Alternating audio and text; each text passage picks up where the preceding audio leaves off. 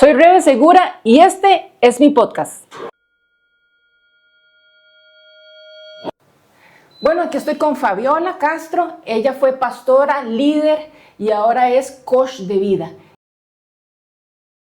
De mí, ¿verdad? También eso me sabotea, ¿verdad? O sea, todo lo que me han dicho o lo que, no sé, o lo que he escuchado acerca de mí. Usted no puede jamás, usted ocupa hacer las cosas diferentes, usted siempre todo lo hace mal, que necia, que tonta, que bruta, va a seguir siempre en lo mismo, cómo se le ocurre, qué ridícula, tan grande en eso, jamás, usted no tiene nada para dar, que ha alcanzado, que no sé qué. Entonces es un saboteo las 24 horas que muchas veces es imperceptible, es como invisible, a veces no nos damos cuenta que eso está ahí, ¿verdad? Entonces, cuando empezamos nosotros a decirnos, yo ocupo de ver, es que por eso yo les dije ahora, hay que vivir la palabra de Dios. Hay que hacer la vida. Si nosotros renovamos la mente, ahí está la clave de todo. Ahí está la clave. Ahí está, el apóstol Pablo habla de la renovación de la mente casi en todos los evangelios. Perdón, en casi todos los libros. Él habla acerca de la renovación de la mente, la transformación, el fruto. O sea, si usted no tiene frutos, usted no tiene nada. Si lo que estás haciendo no te está dando frutos, algo está pasando. Fabi, separemos un poco sobre el propósito, que es la voluntad de Dios, y el ego. Y lo digo porque a veces caemos en esto.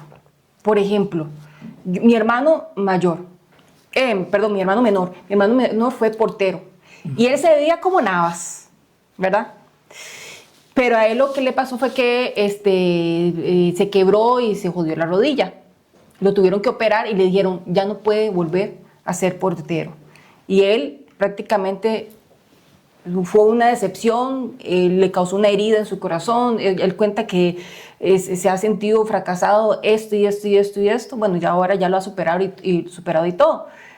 Y eso le pasó muy jovencillo. Pero digamos, yo me pongo a pensar, ¿cuál es la voluntad de Dios? ¿Qué es? ¿Cuál es el propósito? La voluntad de Dios y cuál es el ego. Porque todos pueden decir, sí, yo quiero ser como Messi, por ejemplo, pero tratan de hacer Messi, pasa algo y se fracasó ahí el propósito o sea, no era por ahí. Entonces se sienten como ellos estancados porque dicen, bueno, y lo mismo pasa dentro de las iglesias. Yo quiero ser profeta, ¿verdad? Y trabajan y estudian y se meten en cursos y aquí y allá, ¿verdad? Sí. Y al final Dios dice, no. ¿Cómo trabajar? No. ¿Cómo podemos trabajar con esos jóvenes, con estas personas? Es que, vea, Rebeca, volvemos al mismo principio. La renovación de la mente.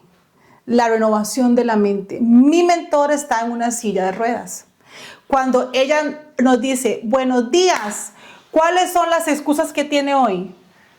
¿Qué puede decir uno ante una persona que está en una silla de ruedas, que es millonaria, que ha logrado todo lo que quiere, tiene un récord Guinness de recorrer varios países en silla de ruedas? Ella está en un proceso porque ella tiene la meta de caminar. Ella se quebró la columna en un accidente, prácticamente se partió y está en todo este proceso. Entonces, ¿qué puede decirle uno a una persona así? ¿Cuál es mi excusa? Entonces nos llenamos de excusas porque tenemos miedo. Nos llenamos de excusas porque no sabemos para dónde vamos. Nos llenamos de excusas porque estamos muchas veces cómodamente incómodos. O sea, tenemos todo, bueno, yo no me, ¿verdad? Yo podría decir, bueno, no, yo estoy bien así, porque yo decía eso, Rebeca. Bueno, yo tengo mi esposo, que él me mantiene, yo no necesito nada. Un trabajo. Exacto. Él me da por mes lo que yo necesito. No nada, yo no necesito nada. Yo no ocupo nada. Entonces yo estaba incómoda, pero cómoda. Ajá. ¿Verdad? Estaba incómoda, pero cómoda.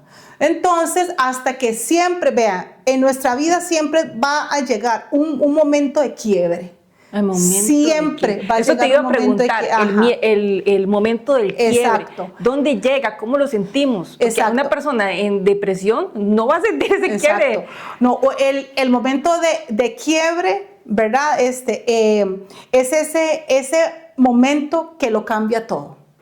El momento que lo cambia todo. Alguna situación física, o perdiste algún negocio que invertiste muchísimo, o una relación personal que amaste mucho, o una persona pero se quebró, pasó alguna situación. Mi momento de quiebre fue el sentirme estancada. El decir, yo era esto, pero ahora ¿quién soy yo? Yo tengo un sueño y no lo he cumplido. De repente el negocio de mi esposo empezó a cambiar, tal vez ya no recibíamos tanto como antes, porque es como todo en la vida. Entonces yo decía, pero ¿y ahora? O sea, ya como que yo empecé como a sentirme incómoda, como decir, yo no puedo seguir aquí así, yo ocupo buscar mi sueño, yo ocupo empezar a desarrollar todos los talentos que yo sé que tengo, porque yo estoy segura que todos sabemos que somos buenos, que tenemos talentos. Claro. ¿Verdad? Entonces, lo que pasa es que como no hemos llegado a ese momento de quiebre, que a todos nos pasa, Rebeca. A todos nos llega un momento de quiebre. A todos nos va a llegar porque es la vida, Rebeca, porque la vida es así. Entonces, cuando llega ese momento de quiebre, ahí es donde uno empieza, ¿verdad? Ese cambio, esa transformación, donde uno dice, no, yo necesito buscar, yo necesito empezar a descubrir, yo necesito llegar a saber hacia dónde voy. Yo necesito buscar que me ayuden, yo necesito empezar a activar lo que yo tengo, los talentos y esto y lo otro y aquí y allá. Entonces, y empezamos en ese proceso. Yo no le puedo decir, bueno, Rebeca, el momento de quiebre es a tal edad, porque sí, es que eso no pasa, ¿verdad? O sea, tal vez a los 20 tuviste una relación que amaste muchísimo y se quebró.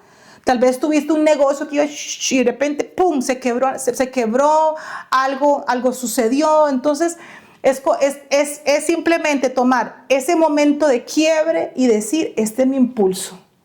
De aquí yo voy, ahora sí, impulsada, voy a empezar a buscar alguna solución, voy a empezar a ver cómo hago, voy a ver qué produzco, qué puedo hacer por mí, ¿verdad? Por mí, porque a veces uno es muy servicial con los demás. Yo creo que a las mujeres, más que todo cuando tenemos hijos, como que nos da mucho por servir a los demás. Servimos a la familia, servimos a los hijos, al esposo, a los demás. Siempre es los demás, pero yo me dejo siempre como atrás. No, primero ellos y después yo.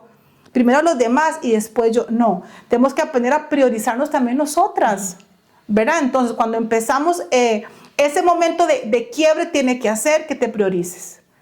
¿Verdad? Claro. Que digas, no, yo tengo que cambiar. Yo realmente tengo algo, tengo mucho para dar. Yo tengo un talento que yo quiero explotar, lo que yo quiero ponerlo al servicio de los demás.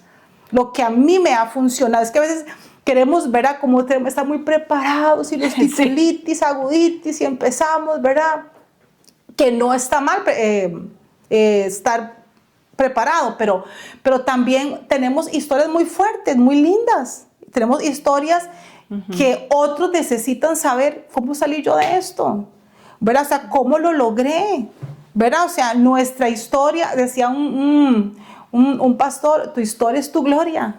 Entonces, toda la historia que nosotros contamos y que hablamos, eso es lo que otro necesita. Estoy segura que hay gente al otro lado esperando que Rebeca diga, bueno, yo pasé por esto y entonces yo hice esto y esto, pero surgí así, porque hay gente que está esperando saber cómo salir de muchas situaciones. Y a lo mejor tu historia tiene la solución para otros.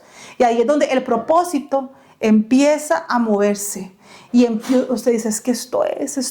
Hoy fui, entonces conté mi historia, entonces llegó alguien, yo ocupaba eso. Ahí está. Siga por ahí, ese es su camino. Y sigue. Fabi, la última pregunta. ¿Cómo podemos trabajar la manipulación cuando llega? Y lo digo a nivel de iglesia o de trabajo o de familia, ¿verdad? El hecho de que le digan a uno, como te pasó, pues no se puede quedar, estás malinterpretando esto y lo otro. Tal vez algún papá dice, no, usted tiene que estudiar esto y trabajar en el sector público, porque ahí es donde se tiene que pensionar, por ejemplo. O No, tienes que trabajar tienes que estudiar mucho para trabajar en una empresa privada, ganarse la vida y de ahí ir a estudiar a Harvard y todo eso, ¿verdad? Jamás usted puede emprender. O hay padres que le dicen, sí, está bien, emprenda, pero primero tenga el dinero. O otras... Bueno, yo creo que aquí hay dos puntos importantes, ¿verdad? Bueno, yo que... Siempre hay como siempre hay como esa manipulación, ¿verdad? Yo lo he vivido, muchas de las personas que me han contado su vida también, y eso produce estancamiento, porque uno no sabe qué hacer. Uno no sabe si dice, bueno, me voy a tirar a trabajar porque así consigo el dinero para pagar mi propósito, pero a la vez uno sabe, Fabi, que cuando uno va a trabajar, ya el propósito no está, porque mentira, no hay energía, no hay ganas.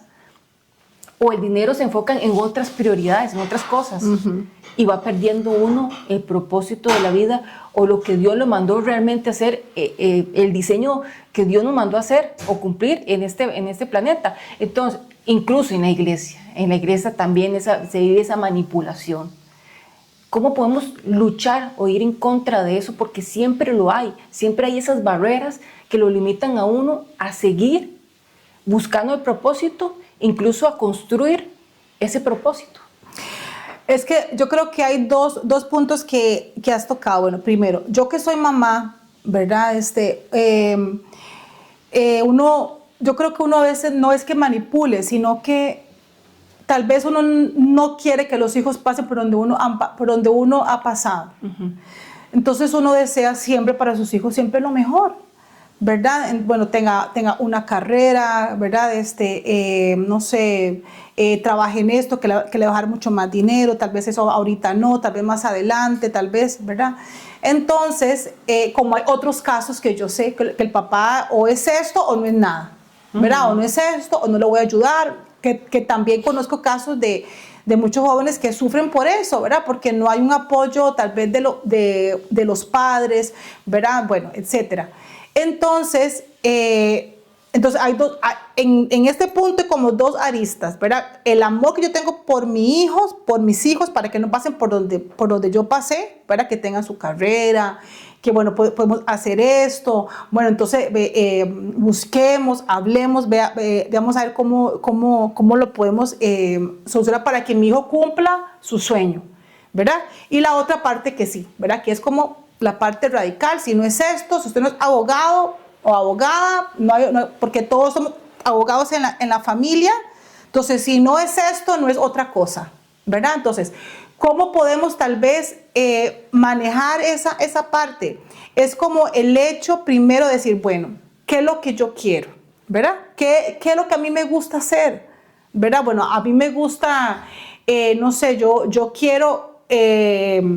no sé, trabajar con las redes sociales. A mí me gusta mostrar el mundo, yo quiero viajar por el mundo, a mí me gusta hacer esto, ¿verdad? Quiero mostrarle a la gente lo que yo hago, o como mi hijo, por ejemplo, que juega fútbol, entonces yo quiero hacer un video como yo juego fútbol y empezarlo a subir y empezar aquí, empezarlo allá. Entonces ahí entra yo creo que mucho también la sabiduría de uno como padre, de ir enseñando a los hijos hasta qué punto sí y hasta qué punto no. Pero tiene que llegar un momento en que uno los tiene que soltar, Rebeca, porque uno no puede estar siempre ayudándoles en todo, porque también ellos tienen que empezar a construir su propia vida y enseñarles que la vida no es fácil, que hay que construir, que hay que trabajar muchísimo, que hay que esforzarse por las cosas, ¿verdad? Y que no todo es regalado, o sea, que los papás no vamos a estar siempre, tome, aquí está, aquí, tome, no, hay que esforzarse,